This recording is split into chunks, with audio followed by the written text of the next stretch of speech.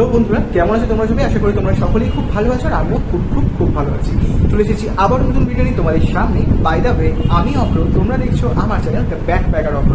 আজকে আমি তোমাদেরকে নিয়ে যেতে চলেছি শালকিয়াতে। আর এই শালকিয়াতে তোমাদেরকে খোঁজ দেবে এক নতুন মন্দিরের। তাহলে চলো দেরি না করে এবার চটপট বেরিয়ে যাওয়া যাক শালকিয়ার উদ্দেশ্যে। আর হ্যাঁ, তোমরা যারা যারা এখনও পর্যন্ত আমার চ্যানেলটিকে সাবস্ক্রাইব করোনি, তাদের কাছে অনুরোধ, প্লিজ চ্যানেলটিকে সাবস্ক্রাইব করে বেল আইকনটি অন করে দিন, যাতে যখন নতুন নতুন ভিডিওগুলো দেবো তখন সবাই নোটিফিকেশনগুলো তোমাদের কাছে পৌঁছে যায়।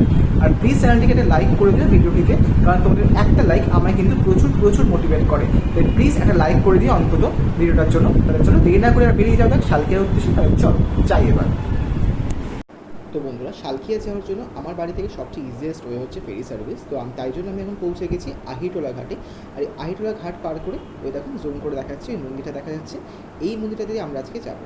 তাহলে লঞ্চে চলে এলো, এবার লঞ্চে ফটাফট উঠে ক্রস করে যাবো বাদাঘাটে। ওপারটা হচ্ছে বাদাঘাট, বাদাঘাট থেকে কিন্তু শালকিয়া মন্দির একটুখানি। ফেরি থেকে নেমে এবার হাঁটতে হাঁটতে আমি চলে এলাম সেটা চালান স্মৃতি মন্দিরে। এই মন্দিরে তোমরা দেখতে পাচ্ছ যেটা, এই মন্দিরটাই কিন্তু অনেকে নয়া মন্দির নামে পরিচিত, বা অনেকে কিন্তু এই মন্দিরটাকে নয়া মন্দির বলেও চেনে। তুমি যদি এখন বংশীধর জালান মন্দির বলো, অনেকে কিন্তু চিনতে পারবে না।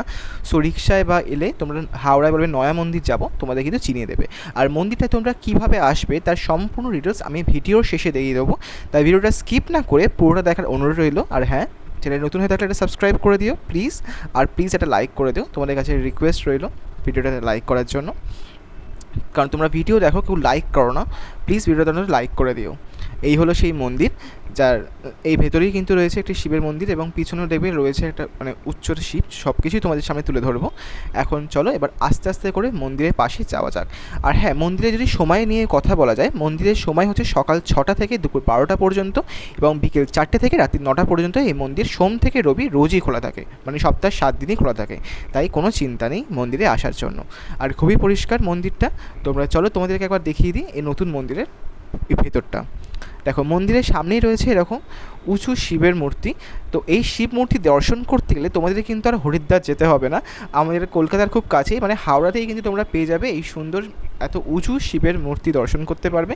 এই মূর্তি কিন্তু উচ্চতায় প্রায় 50 থেকে 51 ফুট। আর এই যে দেখছো, এটা হচ্ছে 12 জ্যোতির্লিঙ্গের মন্দির। কিন্তু এখন মন্দির রেনোভেটের কারণে এই জায়গাগুলো বন্ধ রয়েছে, তাই আমি ঢুকতে পারলাম না। তাই তোমরা যখন আসবে তখন কিন্তু প্লিজ এর ভেতরে যাবে এবং এইগুলো দর্শন করবে। আমার কপালে নেই, সো আই এম সরি তার জন্য। আর এই হলো আসল মন্দির। এছাড়াও রয়েছে এখানে রাম সীতা সহ আরও অনেক দেবদেবীর মন্দির রয়েছে, সেগুলো তোমাদের সামনে তুলে ধরবো এক্ষুনি। তাহলে দেখতে থাকো। আর এই দেখো, এই প্রথমেই রয়েছে রাম, লক্ষ্মণ, সীতা, এবং পাশে ছোট করে বসে রয়েছেন হনুমান, মানে বজরংবলী ঠাকুর। আর তার পাশেই রয়েছে রাধাকৃষ্ণ, এবং তার একদম পাশে রয়েছে খাটুর শ্যাম, যাকে বলেন এই খাটুর শ্যাম মন্দির রয়েছে পাশে। এবং তার পাশে, এটা আমি বলবো না, এটা তোমরা কমেন্টের মাধ্যমে জানাবে এই ঠাকুরটার নাম। তাহলে চলো। আর হ্যাঁ, এবার যাব মূল মন্দিরে, যে মূল মন্দিরটাতে এবার ঢোকা যাবে। আর এই হলো মন্দিরের টোটাল বাইরের পোর্শন। এছাড়াও মন্দিরের একদম গা ঘেঁষেই যাচ্ছে গঙ্গা। তাই এবং মন্দিরে কিন্তু নিজস্ব ঘাটও রয়েছে, গঙ্গা স্নান করার জন্য ঘাট রয়েছে, কিন্তু ঘাটটিও বন্ধ ছিল। আর দেখো, মন্দির থেকে হাওড়া ব্রিজের একটা সুন্দর ভিউজ পাওয়া যায়, আর ওই পাড়েই রয়েছে ভূতনাথ। তাহলে কেমন লাগলো তোমাদের এই জায়গাটা? এবার চলো তোমাদের মন্দিরের ভেতরে নিয়ে যাওয়া যাক, আস্তে আস্তে করে মন্দিরের ভেতরে নিয়ে যাবো। আর একটা কথা তোমাদের বলা হয়নি, যে এই ওপারে দেখে আহিটোলা ঘাটটা রয়েছে, ওপার আহিটোলা ঘাট থেকে কিন্তু এপারে আসার ফেরি প্রত্যেক 15 মিনিট ছাড়া ছাড়া কিন্তু যাতায়াত করে। তাই তোমরা চাইলে, যারা তোমরা কলকাতার দিক থেকে আসে, তারা কিন্তু ফেরি সার্ভিসে আসতে পারো। এবার চলো তোমাদের মন্দির ভেতরে নিয়ে যাওয়া যাক। আরেকটা ব্যাপার, এই যে এই 12 যে জ্যোতির্লিঙ্গ, 12 জ্যোতির্লিঙ্গর বাইরেটা এরকম মানে মন্দিরগুলো করা রয়েছে, এগুলো আমি একটু বাইরে থেকে দেখানোর চেষ্টা করলাম তোমাদের জন্য। তাহলে চলো এবার ভেতরে যাওয়া যাক। মূল মন্দিরে প্রবেশ করার সাথে সাথেই তোমাদের চোখে পড়বে একটি শিবলিঙ্গ, যা কিন্তু রূপোরই তৈরি, এটা কিন্তু রূপোর শিব। আর এরপরেই রয়েছেন মাতা পার্বতীর কোলে গণেশ, এবং তারপর একদম আরেকটু হেঁটে গেলেই কিন্তু দেখো, এই যে দেখা যাচ্ছে মন্দিরটা, এই শিবলিঙ্গ। এই শিবলিঙ্গ কিন্তু রূপোরই তৈরি। তোমরা চাইলে শিবরাত্রির দিনকে বা এই শ্রাবণ মাসে কিন্তু এই মন্দিরে ঘুরে আসতেই পারো। এরপর তোমাদেরকে নিয়ে যাব জয় মাতা দি মন্দিরের মূর্তির সামনে, বা মন্দির বলতে পারো, মানে মন্দিরের ভেতরেই তো রয়েছে। ইনি হলেন জয় মাতা দি বা শেরাবালি মাতা, তোমরা যেটাই বলো না কেন। এবং এর ঠিক উল্টো দিকেই রয়েছেন বজরংবলী বা হনুমান ঠাকুর। দর্শন করে তোমরা আবার দেখতে পাবে একদম পাশেই রয়েছে এই 51 ফুট উচ্চতা বিশিষ্ট এই শিবের মূর্তি। তাহলে মন্দিরে আসবে তো খুব তাড়াতাড়ি চলে এসো। এই মন্দিরটায় ঘুরে যাও। আমি লাস্টের ডিটেলসে সব বলে দেবো কীভাবে আসবে।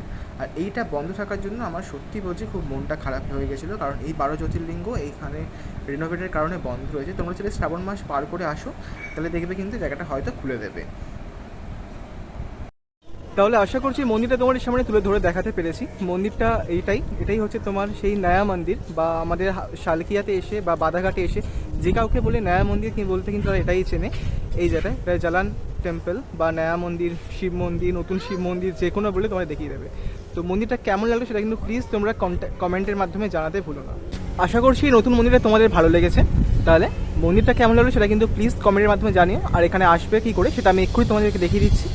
চলো তাহলে চটপট দেখিয়ে দিই। এবার তোমাদেরকে বলে রাখি, এই দেখো এটা হলো শেঠ বংশীধর জালান স্মৃতি মন্দির। আর এই গাড়িগুলো মানে অটো বা এই গাড়িগুলো যেদিকে চলে যাচ্ছে সেদিকটা হচ্ছে হাওড়া, মানে ওদিকে হলো হাওড়া আর এই দিকে হলো বাদাঘাট বা শালকিয়া।